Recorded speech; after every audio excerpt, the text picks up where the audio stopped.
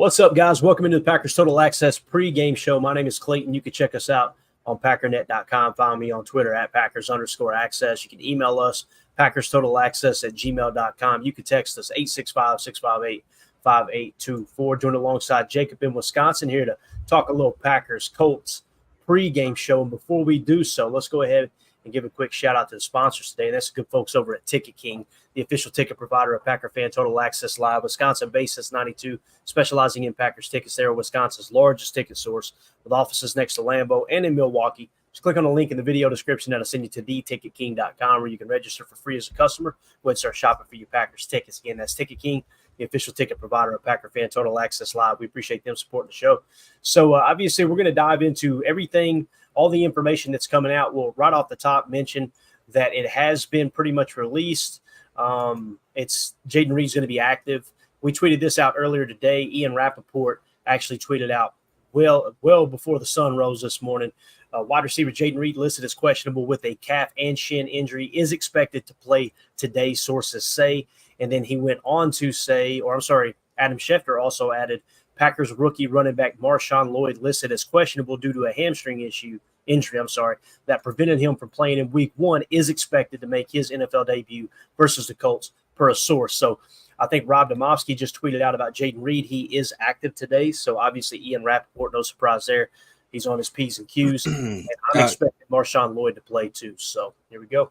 Are you sure about that? Because Jayden Reed, according to So Turtles, says he's inactive. And So Turtles is usually on top of his game there. Maybe I misread it. Let me double check He here. said they just tweeted. Let's see. Rob Domofsky. I thought he said he was maybe he said he was inactive. No, Yes. It says Jayden 3 minutes ago, Rob Domofsky, Jayden Reed is active versus the Packers. So Turtles, you're fake news. Now here's the Packers inactives coming in. Don't try to cancel So Turtles, okay, please. We're gonna make turtle soup out of you.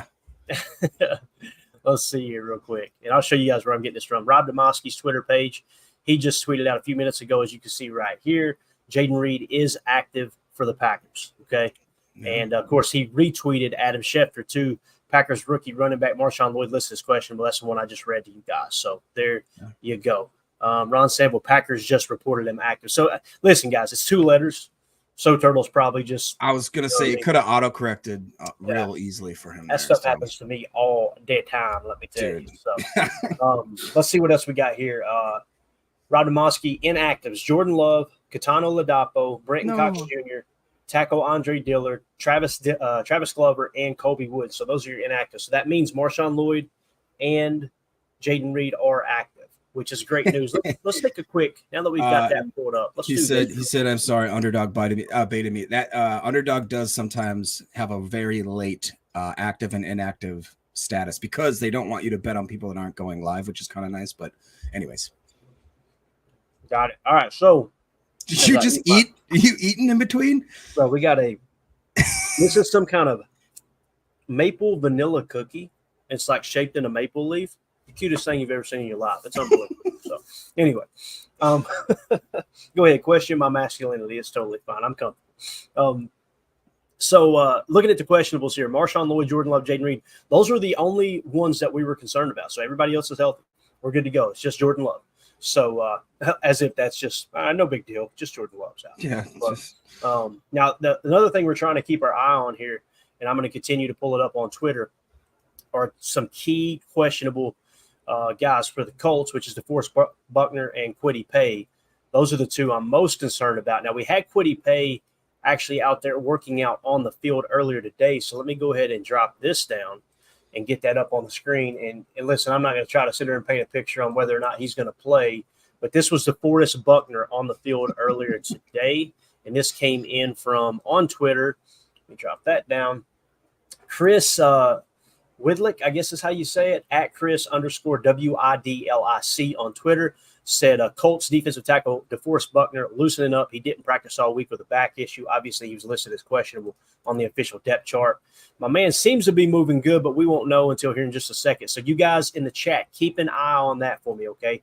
Try to keep an eye on whether or not we see that DeForest Buckner and or Kwity Paye are active today. Jacob, if those 2 guys don't go, man, that's going to be absolutely huge for the Packers. And I'm not wishing injury on anyone.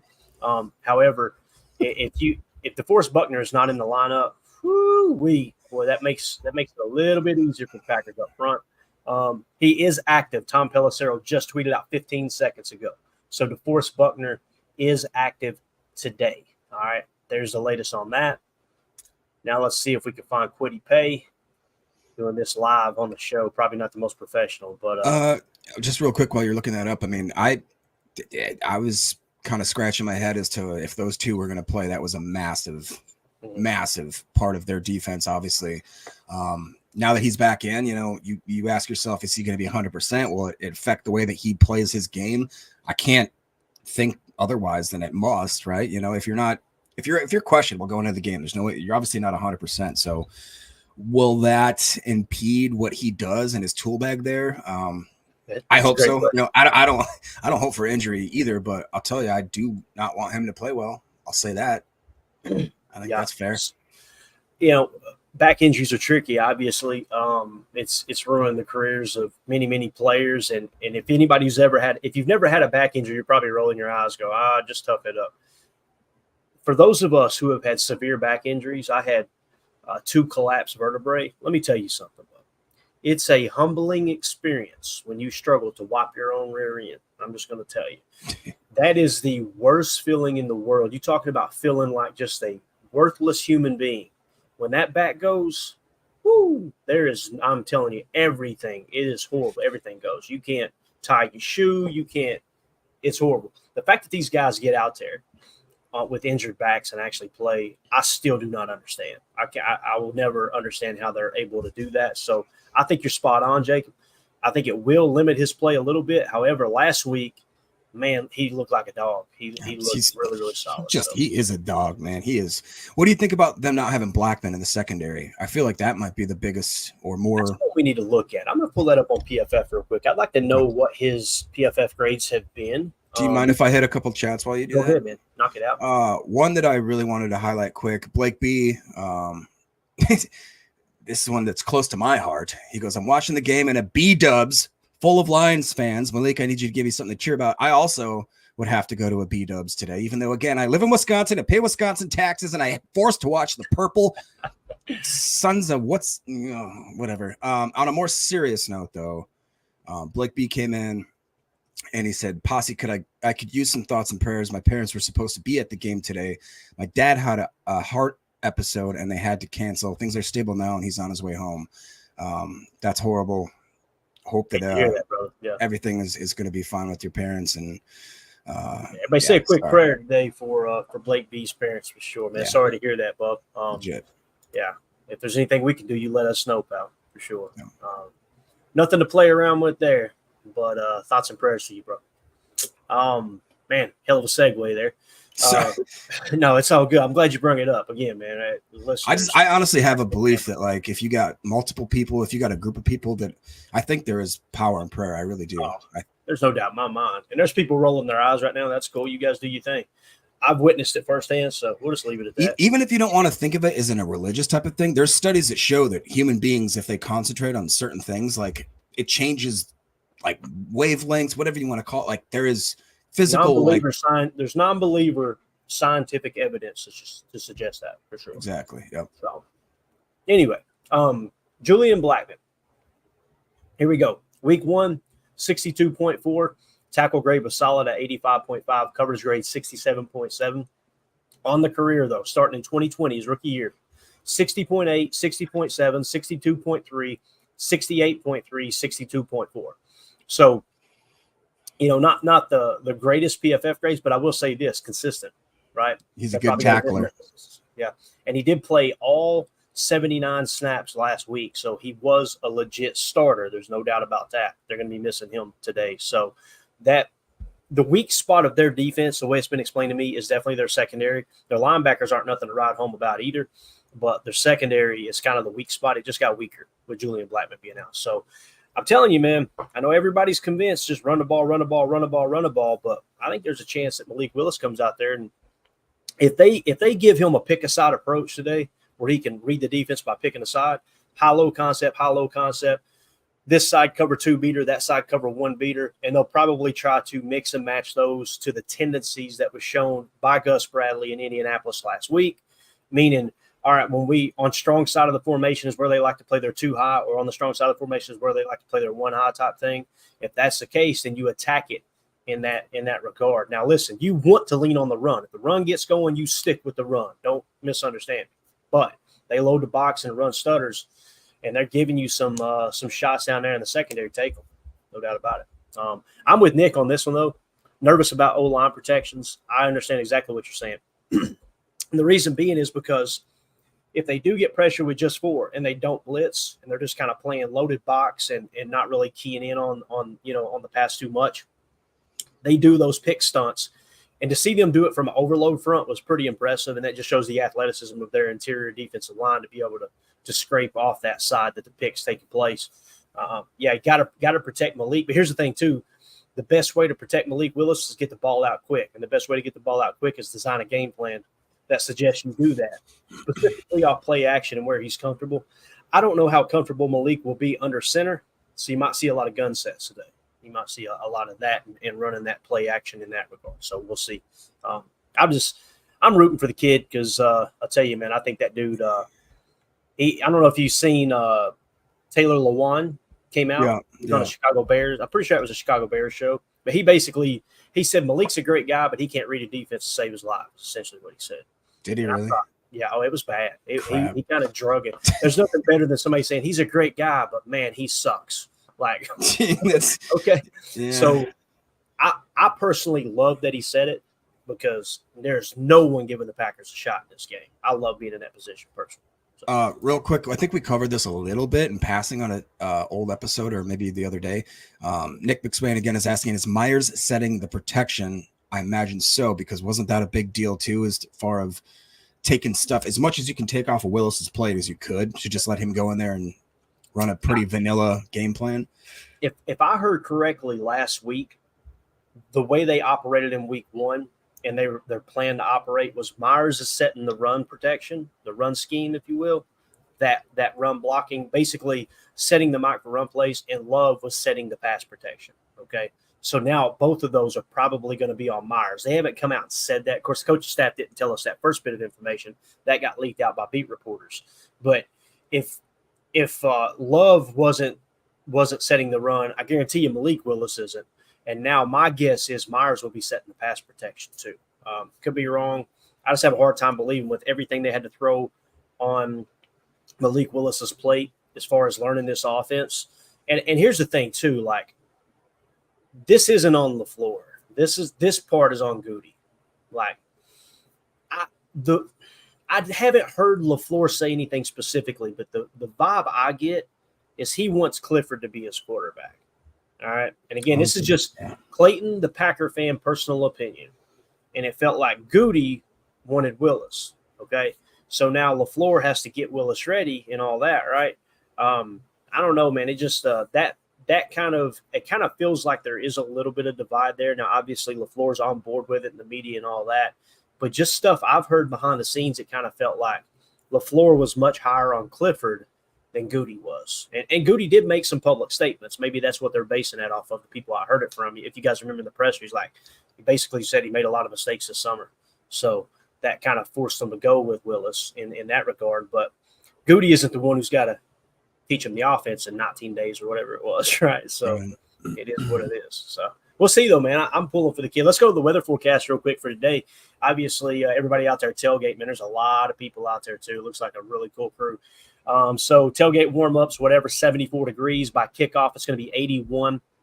The second half should be right around 82. So it's going to hover in the lower 80s today, which is warm for Green Bay. You guys know you get those pads on, you get out there, running around the football field, it's going to get hot. So I don't know quite what the humidity is, but it looks like the wind is going to be a non-factor as it sits pretty much out of the west at pretty calm all day long. So the wind shouldn't be a factor. It's going to be a beautiful day for football, maybe a little warm in that regard. I know football players like it to be definitely below 80, in most cases below 70. That way you're not out there sweating your keister off. So that's the weather forecast for the ball game today. We had several people out there tailgate too. I was going to pull this up real quick. The guys over at the GBC podcast had a really cool tweet they put out. It says Lot 1 is ready for game day, and you see everybody filing in, man. Everybody having a good old time. Nice. Look at that. Look at that setup right there. Beautiful backdrop. You love to see it. Look at that. That's what that man right there. Protect him at all costs. This guy right here, he's making things happen. He's got the cooler. He's got a plan. Yes, absolutely. that's that man knows what he's doing. I see the tool right here. Secret for you guys. You see the charcoal starter there. Absolutely key for when you're cooking like a real man and staying away from the gas grills. Which shameless admission here. I cook with gas all the time, but that's just me. So again, shout out to the GBC podcast providing those tailgate shots today. So we'll continue to comb through the news, Jacob. If you want to hit a couple more comments, make sure we don't miss any super chats that come through, but see how everybody's feeling there in the chat. I'm gonna go back and take a look real quick through Twitter, see if we got anything on Quiddy Pay yet. Yeah, go ahead. Fractal of God is calling you out. He says the host munch and grub. This show sucks and I love it. Laughing emoji. I can't help there. Omer says also scratch Dillard so Telford stays over him. He also mentioned in a different comment that interesting Cox Jr. is scratched. That means Mosby would be in. I don't know if you can confirm that, but I think that to me sounds correct. Sense. Which you guys know how much I love Cox, right? You know that we are well aware. You guys know that, right? But I am really excited to see what Mosby can do. He's earned it. He just has seemed like a more well-developed player. Great size to him, and he seems like a natural player and a playmaker. So I'm really excited to see what he can do. I'm excited the Packers are finally giving people. It seems like that they keep these aces in the hole or whatever. They keep. Guys, for whatever reason, they're very reluctant to play them. And then all of a sudden, when they put them out on the field, it's like, oh, wow, we had a great player the whole time. Who would have thought? So I'd love to see them start using people that they see as absolute. He's another human meat missile. I'll tell you that. So Turtles comes in and saying, I'm looking forward to seeing more Edgerrin Cooper and Evan Williams. I really hope that we see a ton of Edgerrin Cooper. The guy deserved to play. He's another one where last week I don't understand the snap count there, especially with how poor we were playing in certain aspects of the defense. With his, 10 or so snaps, the guy, in my opinion, played out of his mind. So I want to see more of that. I'd like to see Evan Williams on the field as well. He deserves. Once again, it's a guy that just deserves to play. I got one more comment here, Clay. Is that okay? And then we'll get back to Mr. Nick McSwain again. He says, Clayton, is there a specific reason Hafley says the Will/Mike, I think, linebackers need to be interchangeable to help disguise things or something else? Yeah, it's real simple. Did you guys see? You remember the play? I don't know if you were in here last night or not, Nick McSwain, but we showed the Tucker Kraft play. I'm sorry, not the Tucker Kraft play. The Javon Bullard play where he made the tackle on the bubble screen, the Y bubble. You'll notice they're in a nickel set.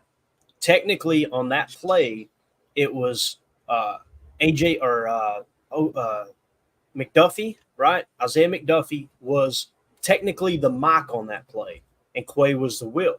But they used pre-snap motion. The Y shifts over to the bunch set. It was cheat motion to the bubble. Well, as soon as that Y crosses the center, guess what? Now Quay is the mock.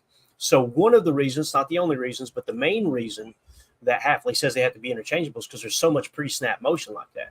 Understand that if the plan was Quay, you're strictly Mike, McDuffie, you're strictly Will. As soon as that Y went in motion, they would have flipped, right?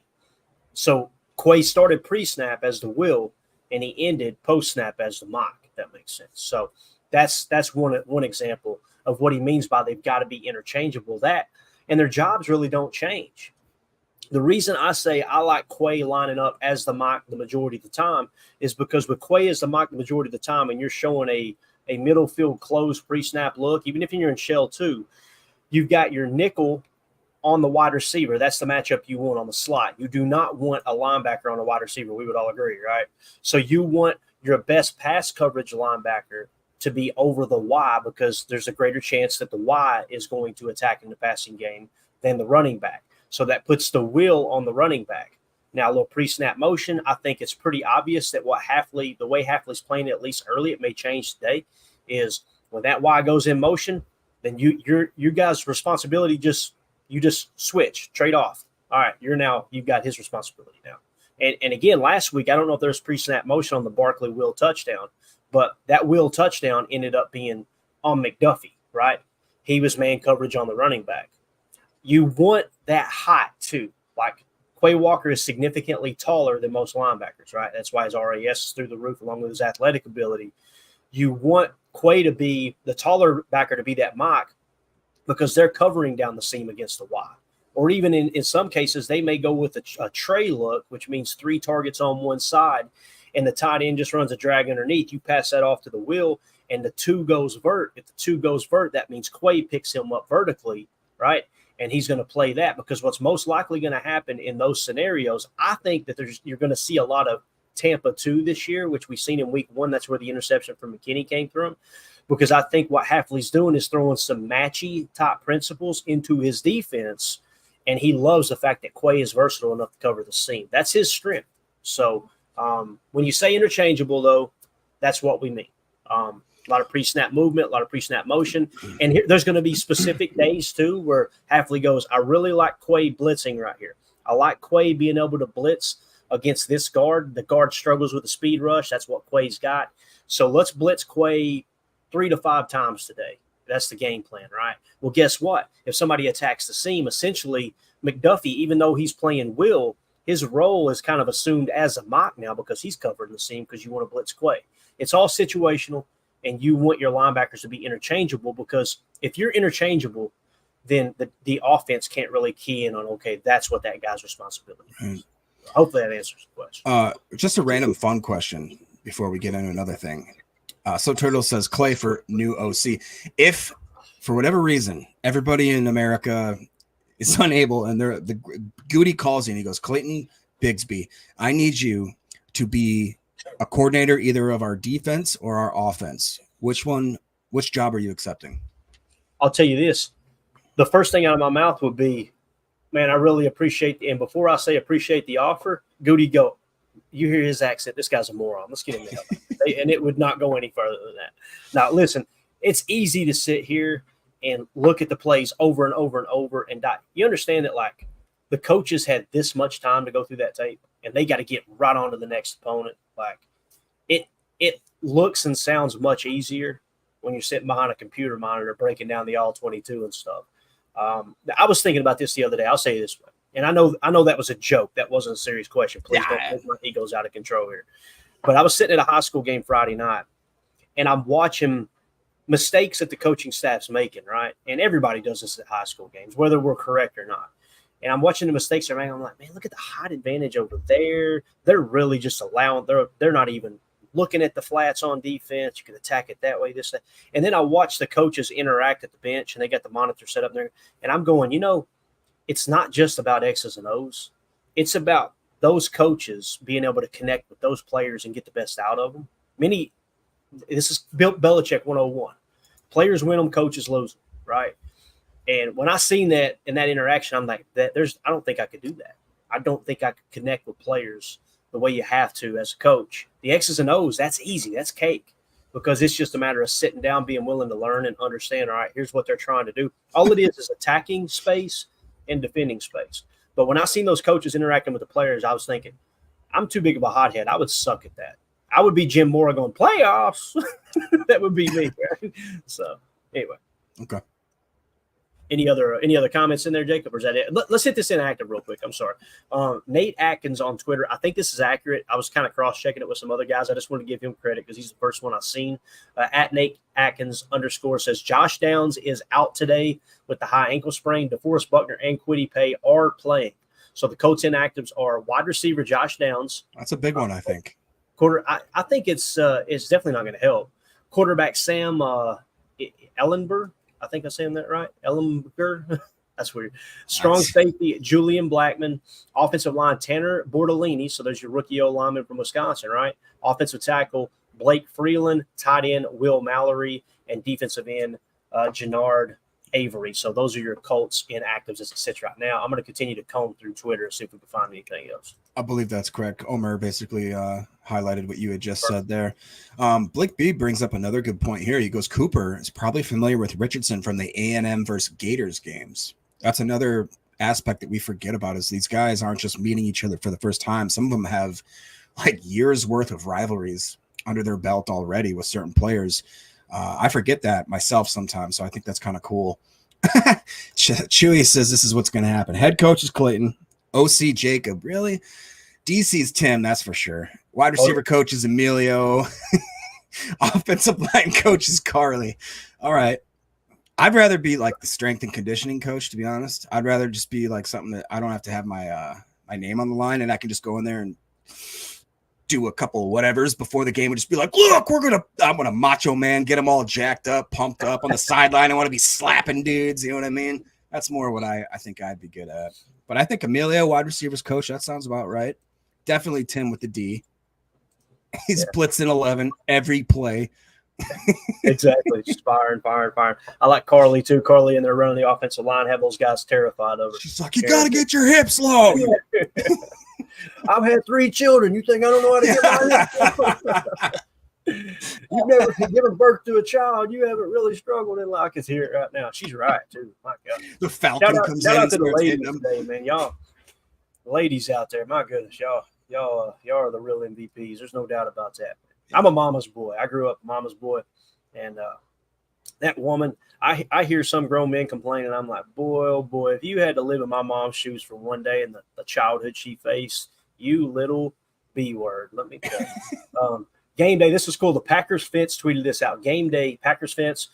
We are rolling deep Green Bay today at Lambeau Field. Check it out. Rolling deep, and got the wide receivers along with Tucker Kraft, Luke Musgrave, all the targets out there. Pretty sweet little setup. How do they spray paint that, or what is that? I think I seen them out there with a brush, but I could be wrong, man. I was just gonna say that looks like brush strokes. Actually, that's much more talented than I am. I know that. It's just phenomenal. But again, Jaden Reed being active today, how banged up is he? That's going to be the real big question, right? Hopefully he's 100%. We know he's going to play, but that jet motion can really take the heat off of Josh Jacobs. Josh Jacobs, again, 5.3 yards a carry last week. I think that was 10th best in the league, something like that. So he's legit top 10 running back, even with the horrible blocking in the first half. One of the things we hit on here was his run chart. Obviously, wide zone left, 3 attempts for 35 yards. Inside zone left was 7 attempts for 15 yards. Inside right was 4 attempts for 34 yards. And then wide zone right, just couldn't put it together there, 2 attempts for no yards. His yards over expected, when we sorted, he was actually 3rd best in the league at yards over expected per attempt at 2.37. What that simply means is, based off the exact scenario, the blocking, everything in that specific spot, he gained 2.3 yards more than was actually out there. Right above him, Aaron Jones at 2.7. That's tough. And then J.K. Dobbins just went absolutely off at 9.8. That'll come back down, obviously. That's the one outlier there. So remarkable rushes, too. We hit on this earlier in the week. Kind of hard to see, but remarkable rushes and rushing yards over expected, okay?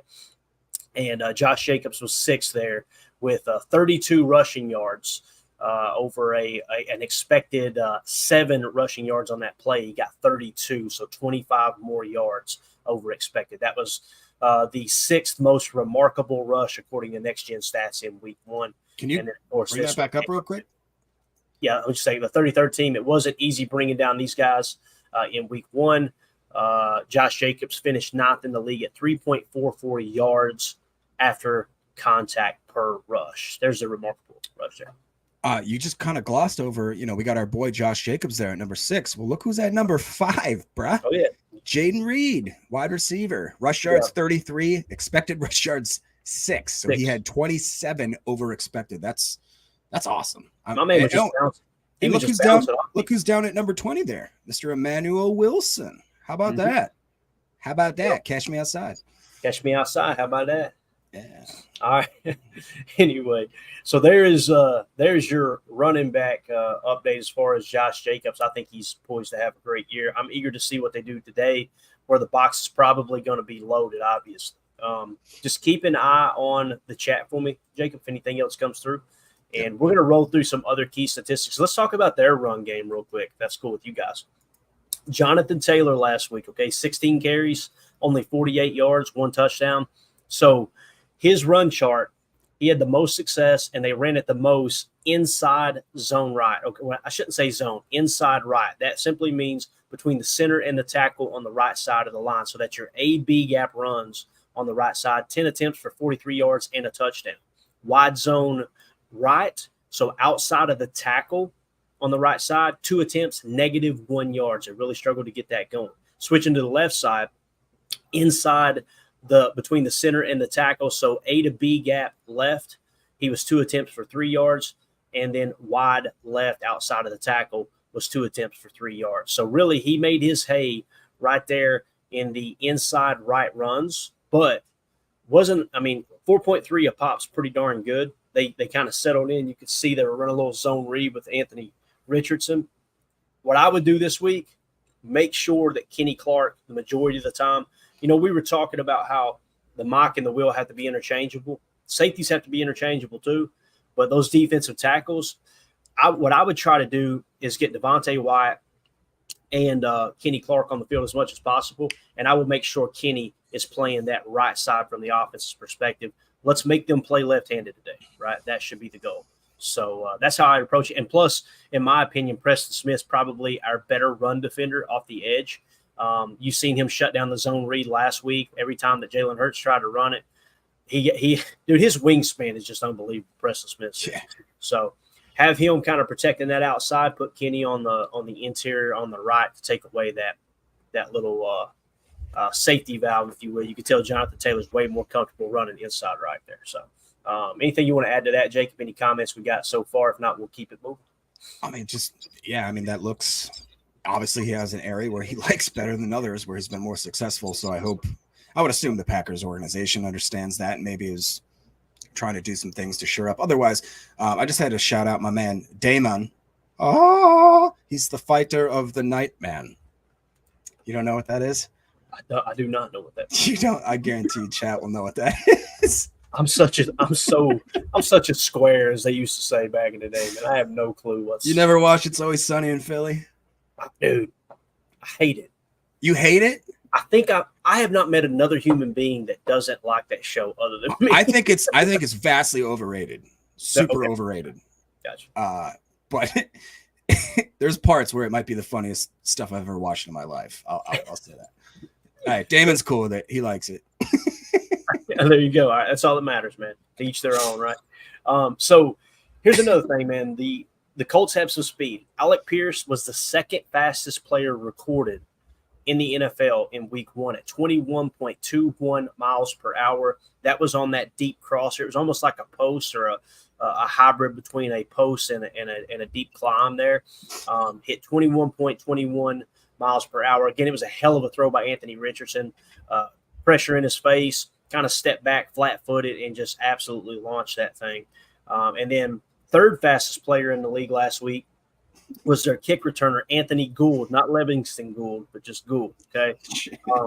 21.11 miles per hour as the third fastest player. So the Colts are a very fast team. When you look at next-gen stats, these were the fastest players clocked in the NFL in week 1. You see Alec Pierce as the second fastest at 21.21, Anthony Gould third. Then you got Alec Pierce again in the number 7 spot at 20.9 miles per hour. I think there might have been another one. Yeah, Ashton Doolin. I hope I'm saying that correct. Yep. 54-yard reception for a touchdown. His was 20.09. Actually, this might have been – was this last year? This might have been last year. No, this is week 1. Oh, there's a week 2 there too. Yeah, no, this is this year. Okay, cool. So you already see, man, Indy is on that list. What is it? 1, 2, 3, 4 times at least. So they've got some speed, no doubt about it. Now, I don't know if any Green Bay players made that list. They did not, did they? Okay, so we were just outside of that, I'm pretty sure, with the Jaden Reed touchdown. So, and again, it doesn't mean that that's how fast these guys are all the time. It's just simply that's what the data is showing. So they've got some wheels out there. They're a very fast team. Keep in mind, too, that was played in Indy on that turf. Might be a little bit different at Green Bay. Jacob, it always seems like when teams come in to play the Packers, man, they're slipping and sliding all around the field on Lambeau, and the Packers have pretty good grips. So hopefully we get a little bit of that today, man. Yeah, I mean, I think if I remember correctly, me and Tim got in a little bit of a spat on the post-game show because I I really do think the field conditions absolutely affected that first game. I believe Tim differed a little bit, or just basically Tim was like, that's you just got to play on it. And I agree with that, because it seems like you just mentioned the Packers are no shy organization to having to play on questionable fields or slippery fields or whatever you want to call them. It was just shocking to me that we couldn't get any sort of in-game adjustment. I mean, guys were slipping and falling all over that on both sides of the ball, both teams.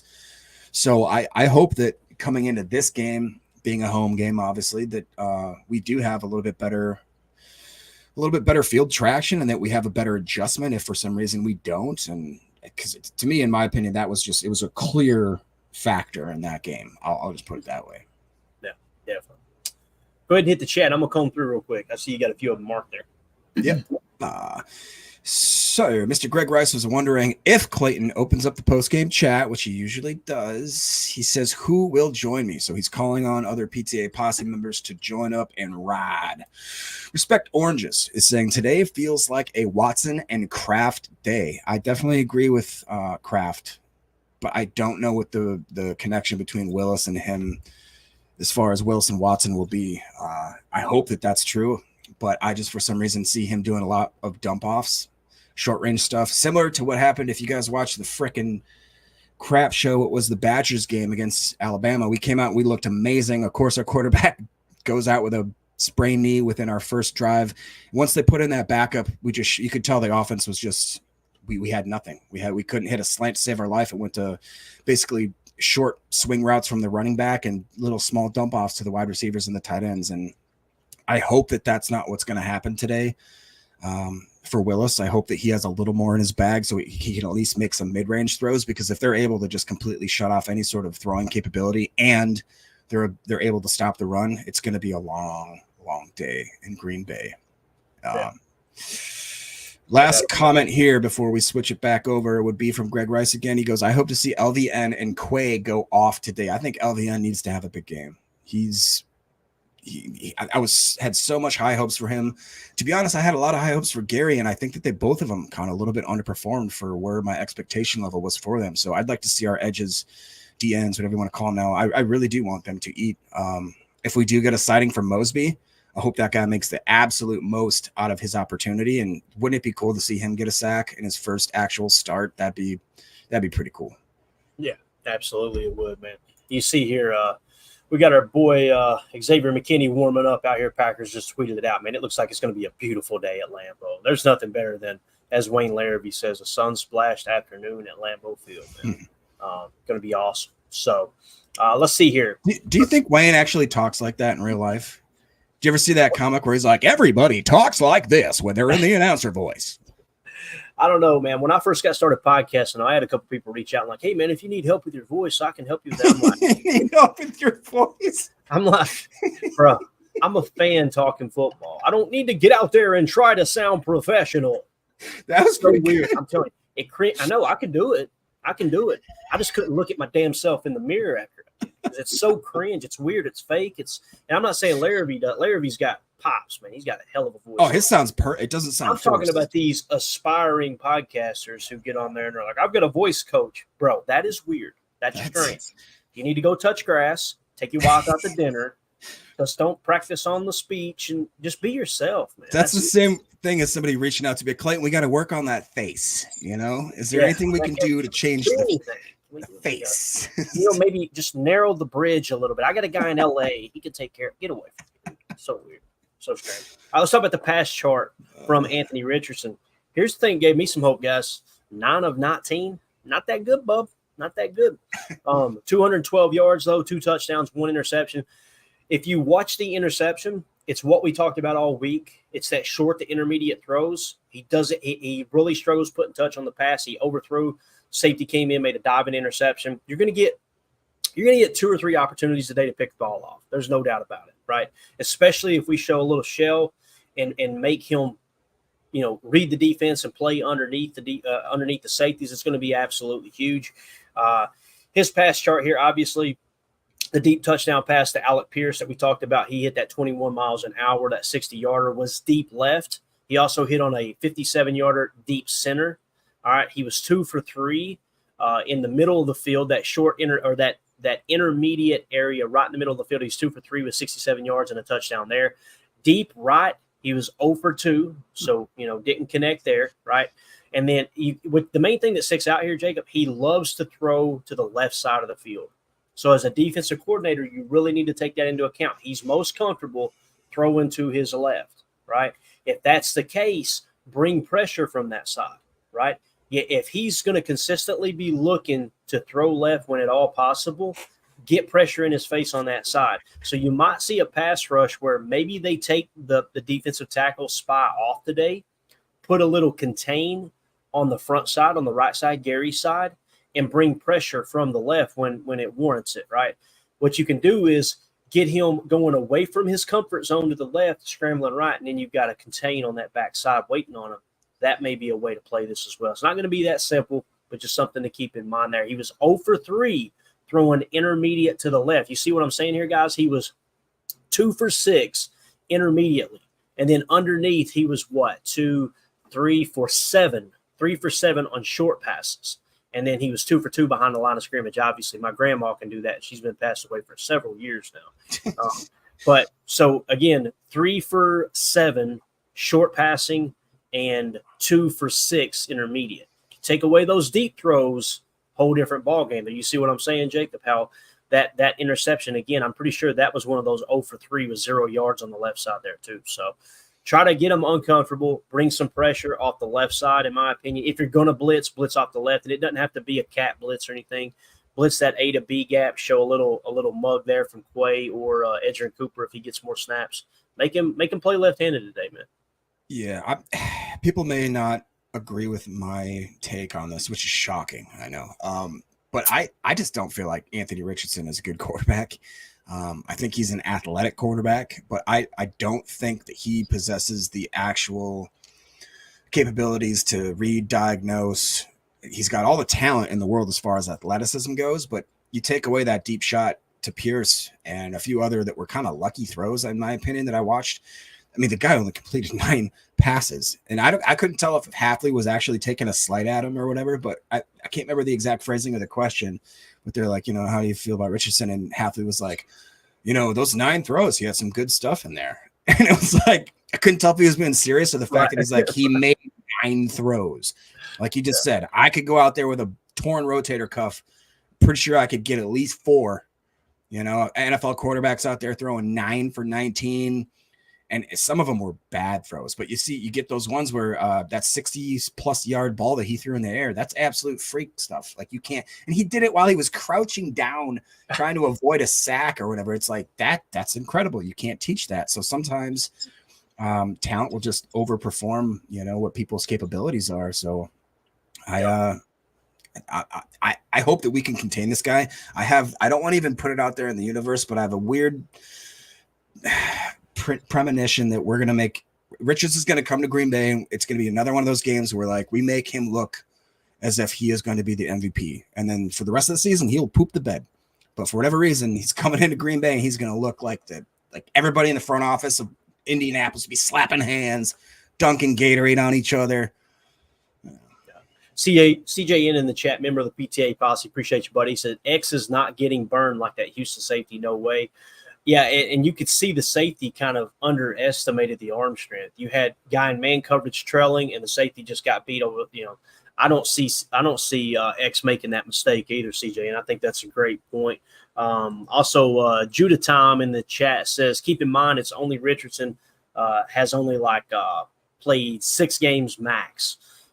Very, very good point. Very good point. And here's the thing too. Let's talk about aggressiveness, okay? Aggression, if you will. This was according to Next Gen Stats as well.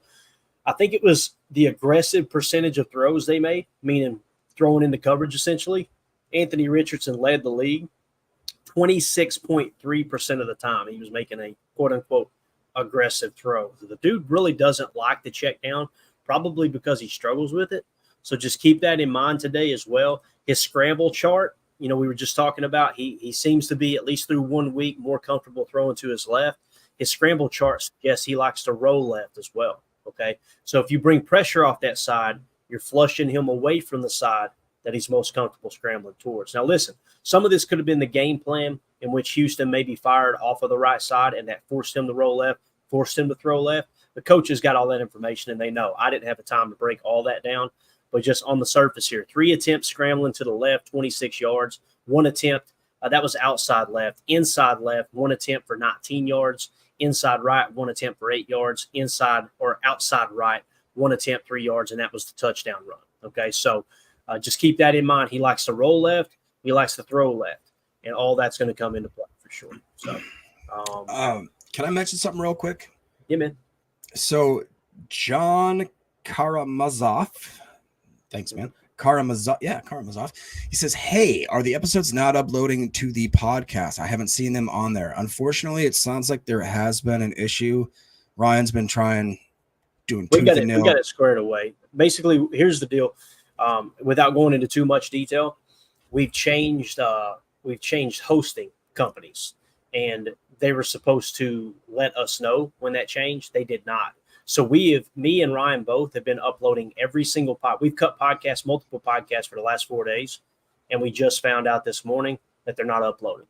So they made the switch automatically, they being on the Megaphone side, and now we've got to get everything set up to go into the new system. This was all planned.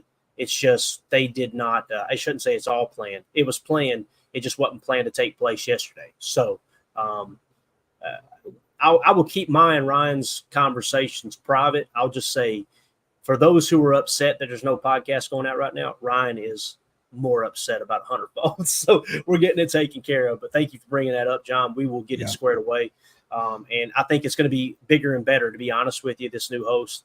And the whole reason that Ryan wanted to make the switch was because we're going to be able to reach more people. If that makes sense. So appreciate you being concerned. But again, you can still catch this stuff on YouTube. He's going to be going live on YouTube today during the show. Ryan will during the game, and then we'll also jump back on post-game show after he wraps up. So when this wraps up, what I would suggest is go into his YouTube channel, Packernet Podcast YouTube channel, and check out his live stream over there. Again, I will put our link up for people like Greg Rice who want to chat in here.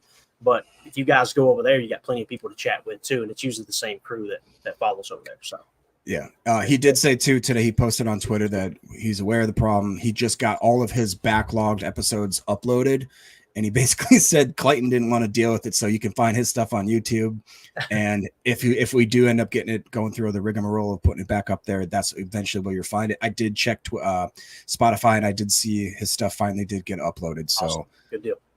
Yeah. So I'll try to get this pregame show up as a good little test run during the game, as long as it don't interfere with the game too much for me. So we'll get it all squared away for sure. Should be simple. But all right.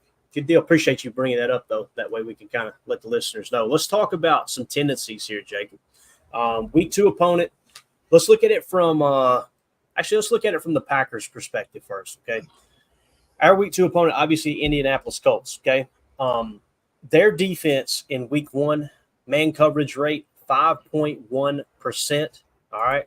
So they only ran man coverage 5.1% of the time in Week 1. Now, this is when we always talk about the Pete Carroll system, which is what we run on defense right now, right? The Pete Carroll scheme. We run a version of it. Everybody drifts off and make their own version of it. Gus Bradley comes from that same coaching tree. Well, you see here, he ran zone coverage 84.8% of the time. That was 4th most in the league. Their man coverage rate at 5.1% was 30th most in the league, right? And of course, we got the breakdown for everybody here. We're going to come back to it in a second. Let's show you the Packers breakdown. Again, from the same coaching tree, okay, we ran man coverage 35.5% of the time. That was 9th most in the league. And zone coverage at 63.2% of the time. That was 22nd most in the league.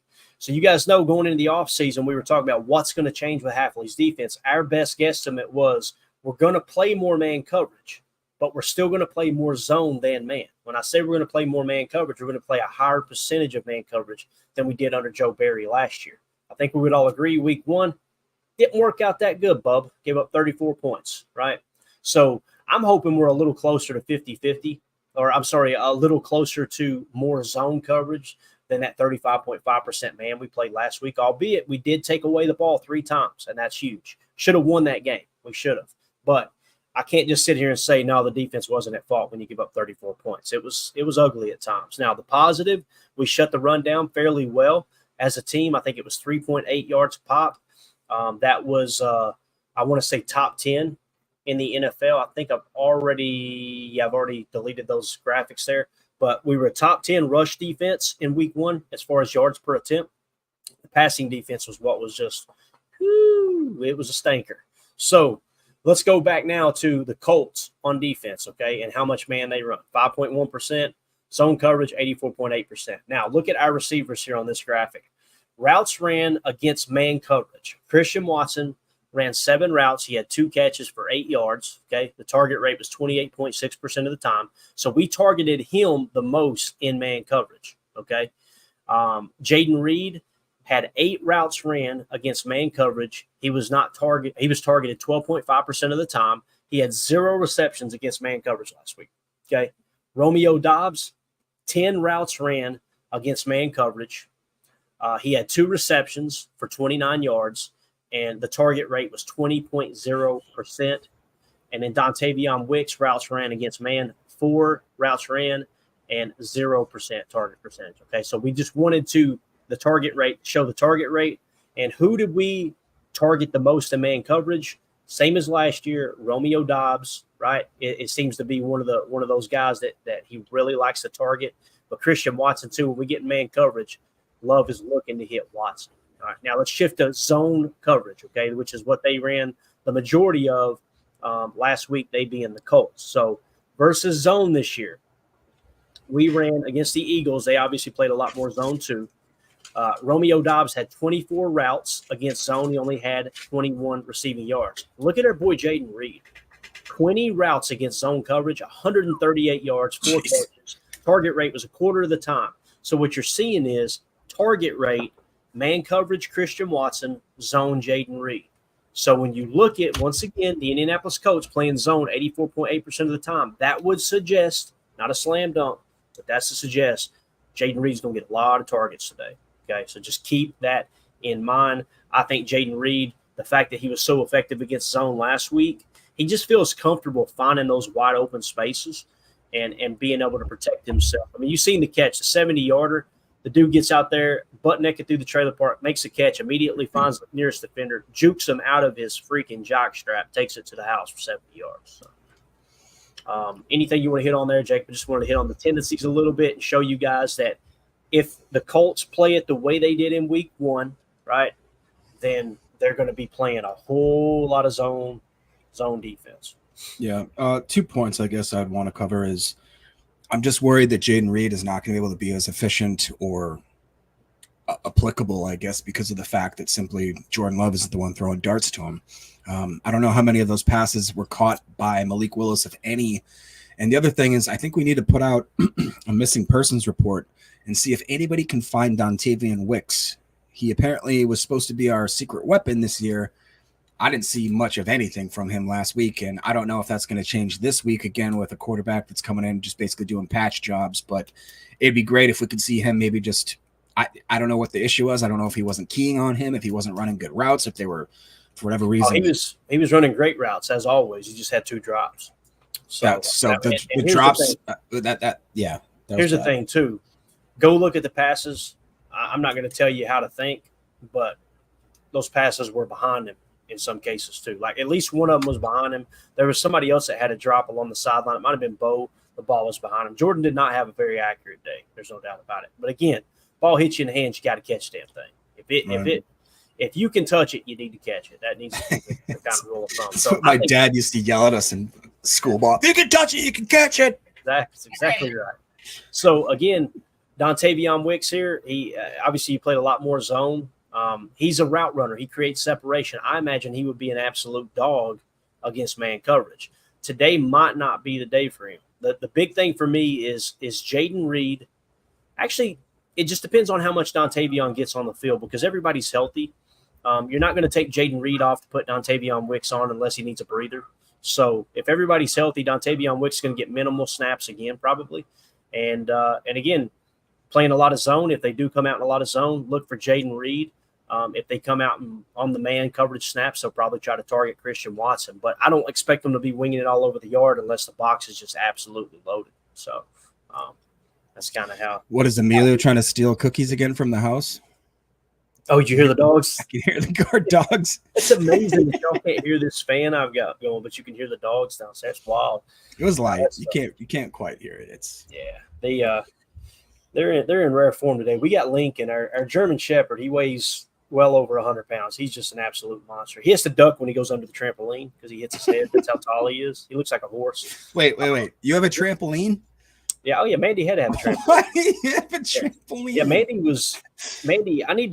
I need to find some of the clips in the news articles, bro. People have seen the news articles on me playing baseball. Mandy could start at one end of the gymnasium and tumble all the way down to the other. She was a cheerleader. She played softball too. She was like the whole backflips she could stand straight up, do a tuck, no problem. Like, bro, yeah, she was that. She was, hey, can you get me a trampoline for Christmas? Yeah, absolutely. You love it. But anyway, that's we need to get rid of. To be honest with you, we haven't used it in a while. But she's a dog tumbling, dude. It's hilarious. I remember thinking too, boy, I would hate to fight that girl. She just turns into a pretzel. No, she turns into straight roadhouse. I guarantee it, man. Roundhouse kicks and somersaults and everything. But anyway. So I can't believe a guy like you, just real quick, a trampoline, do you have to push it every time you mow? Oh, hell yeah. Me? Well, yeah. Mandy, her goal in life is to make everything as inconvenient as possible for me when we're working on the property. Every week I go out, there's a new solar light. There's a new something in the yard. I'm like, God, this girl's killing me. But she lets me live here, so I can't complain. You know what I mean? That's the way it is. Nick McSwain says, don't lie, Clayton. You know the trampoline's for you. Hey, listen, I've got out there with the nieces and the nephews a couple times, and I'm just telling you right now, the old back can't handle it. I couldn't walk for a week after getting on that thing. So, but anyway, Lincoln, what I was getting at, boy, that was a side topic. The reason they're barking, we got him, it's like this oversized tennis ball that squeaks. And the outside of it is a bat that's got big wings. So it's like a Halloween thing.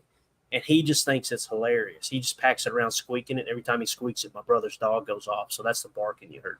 They're down there fighting over the bat right now. But anyway, that's what you get on the pregame show. Anything else you want to hit on, Jacob? I know we got about 30 minutes before kickoff, but I think we've really covered everything. The actives, inactives have kind of come in pretty early today. Is there anything else you want to touch on before we wrap up here? I'm going to comb through one last time and see if anybody's tweeted anything. Yeah, we can definitely end with some chats here. So cool. Get that going, and then I'll try to figure out how the heck I'm going to stream this freaking game. Greg Rice starts off with, I hope we see Elviet and Quago off today. We already covered that. Thank you, sir. So Turtles says, Bill Huber tweet upcoming. And then he says, 60-yarder warm-up from Narvison. Ooh, the old Narv dog.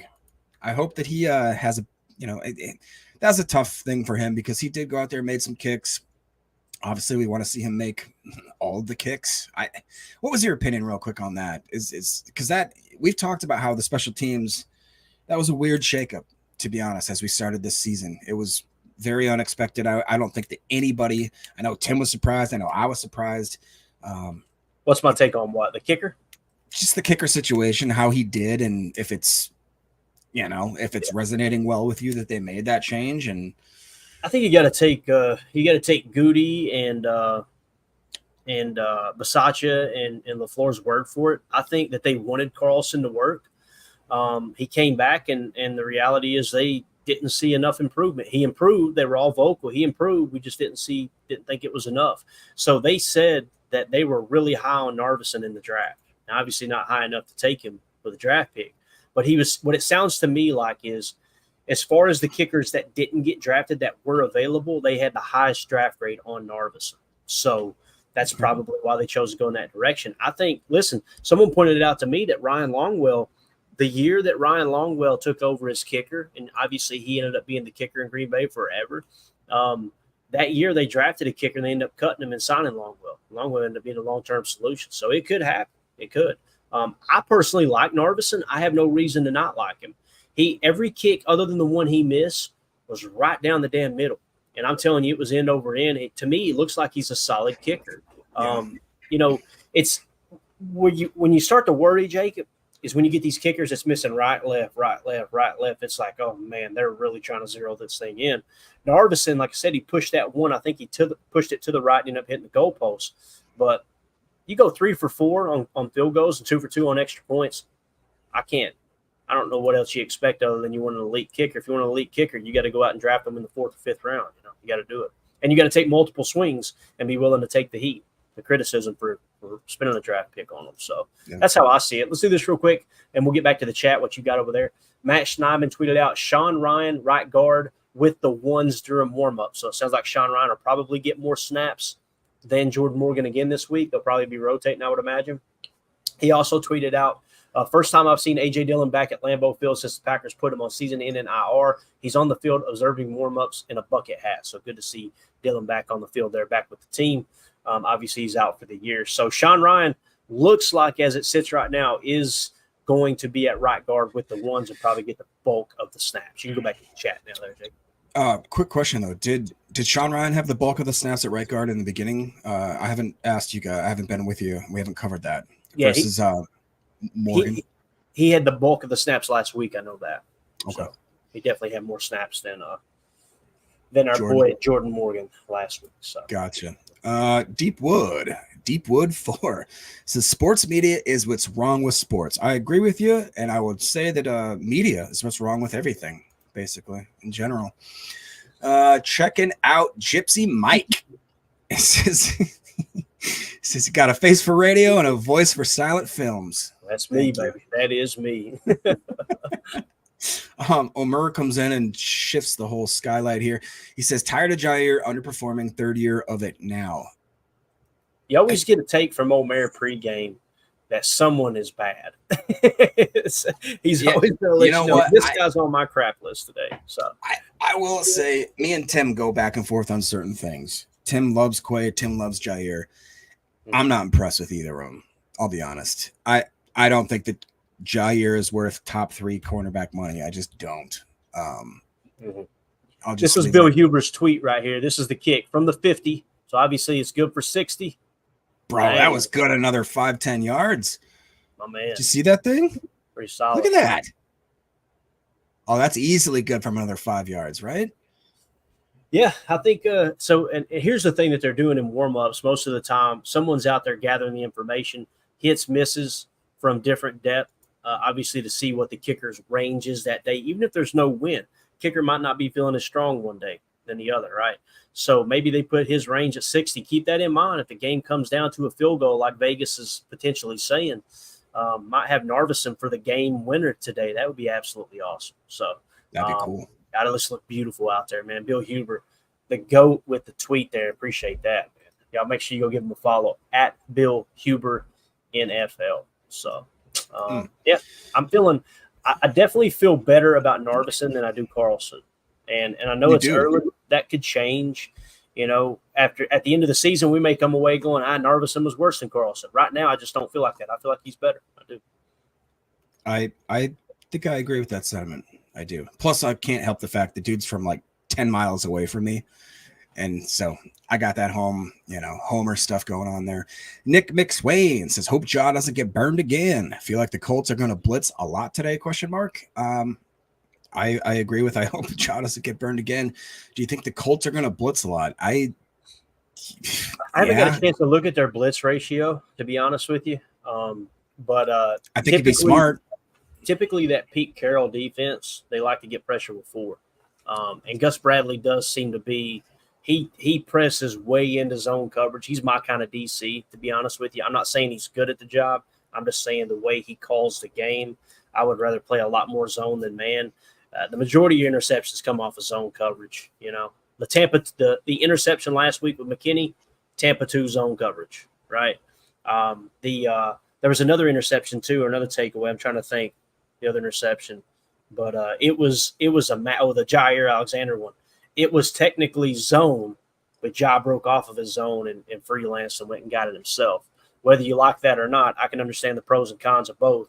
I understand the people that are like, hey, man, he picked the ball off. What else do you want? I got you. But if the guy if the zone he was supposed to cover, if Jalen Hurts reads, his back's to me now. He broke off his and he throws to the underneath. We're absolutely roasting Jair. So 2 wrongs don't make a right in that regard, in my opinion. This is pretty cool. Wes Hopkins tweeted this out. This is the game day program today. So it's got McKinney and Josh Jacobs on it, man. That's a clean-looking program there for sure. Love to see McKinney ball out today, man. I think there's going to be opportunities in the secondary to pick the ball off. It'd be really cool to see him get a couple more takeaways, try to control the clock today. So I think it was cool too that both of those guys in their debuts, it wasn't in front of Lambeau, so hopefully they perform a little better today. But both of them showed why we picked them up. I mean, Xavier McKinney coming off that interception. Josh Jacobs obviously had a slow start, but once he got going, you're like, okay, I see why this dude is being highly touted. And I really do. I hope that we see a bunch of – I hope that I'm completely wrong. I feel like I'm such a pessimist always, but I want us to have a really awesome game. That'd be so cool. For Malik Willis, obviously for the team. Beat Timmy 10. BTM10? I don't know. Clayton, Clayton, how was your time on the NFC Roundtable filling in for Boz? I didn't even know you did that. It was fun, man. That was a good bunch of guys. Yeah, we had a Lions fan, Vikings fan, Bears fan, and I was representing the Packers. And we just went around and did a recap of the games last week and then talked about previewing the games this week. It was a lot of fun. They were a great bunch of guys. What I love about meeting fans from other fan bases like that, typically the people who have podcasts, typically, not always, they're very realistic, right? They're not just we're going to win every single game, right? They're very detailed. Here's why I think they're going to win. Those guys were top notch, and they welcomed me in with open arms, and I appreciate the opportunity from Baz. Basically, Baz didn't tell everybody why he was going to be missing, but he was like, hey, man, he told me months ago, do you care to fill in for me? I'm like, yeah, man. Baz has been so good to me, man. So good to me. Ever since I started podcasting, I reached out to him. He's been doing it for a long time, and just asked, a couple tips here or there. Welcomed me with open arms, just always been positive. I've been on his show. He's been on our show. And, so he asked me to fill in, and we find out later he popped the question. My man is now engaged. So is that right? I thought, okay. And I believe he was in, like, Iceland or something. Oh, yeah. He's doing it right.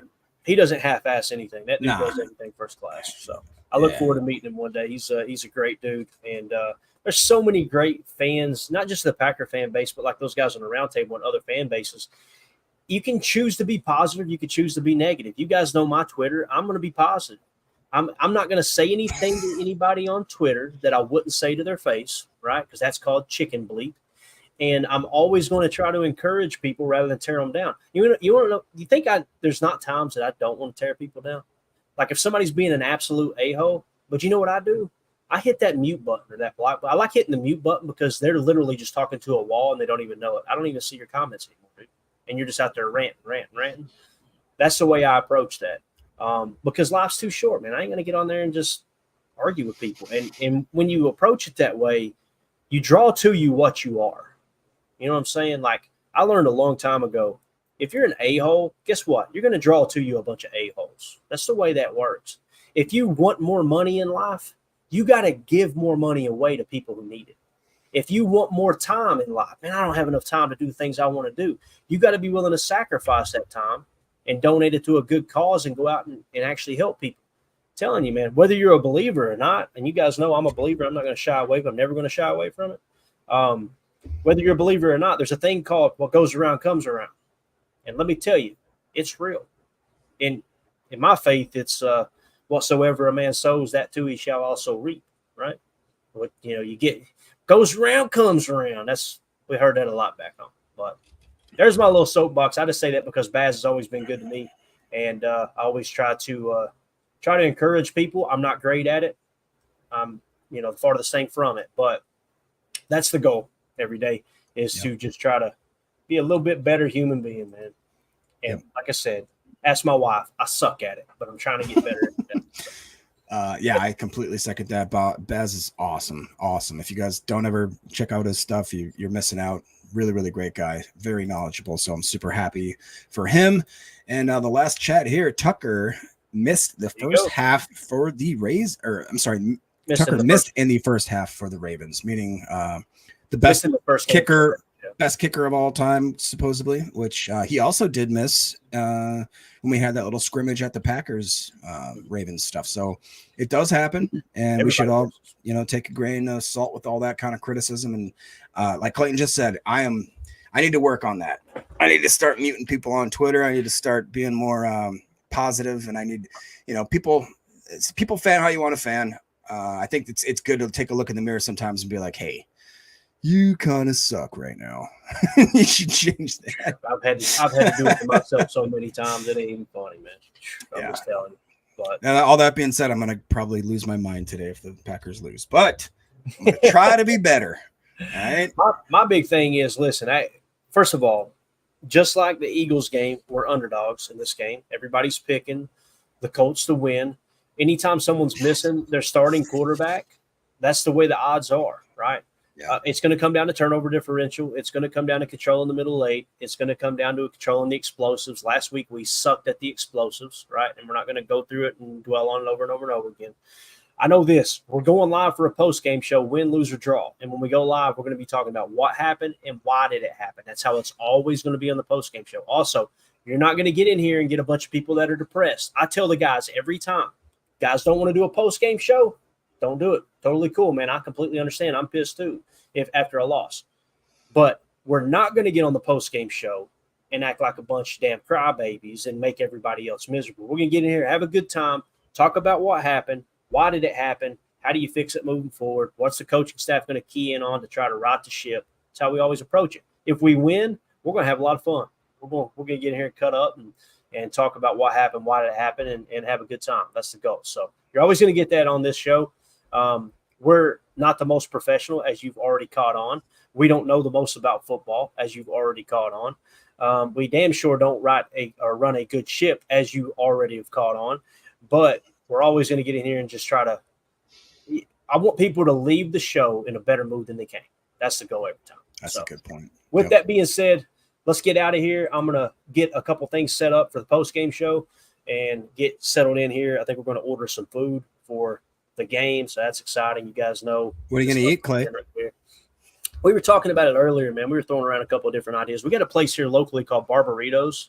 I don't know if they're a national chain or not.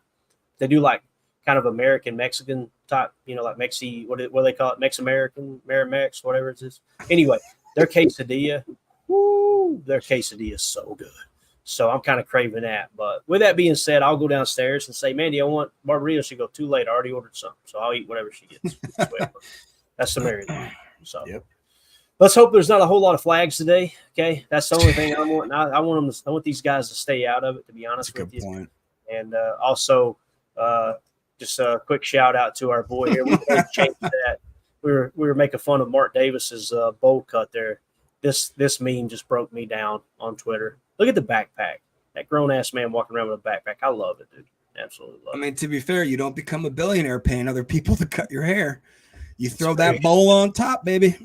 Just take it right across. Just good to go. So, oof. All right, guys, we're out. We'll see you for the post-game show. Thank you to everyone hanging out with us. This was a lot of fun. We'll see you immediately following the game. For those of you listening on the pod, thank you for making us a part of your day. Hopefully it makes it live. But I'm not going to jump through hoops to do that today, so we'll be back on the pod as soon as we get that squared away. But as always, go out and be the change we want to see in the world. Go Pack Go.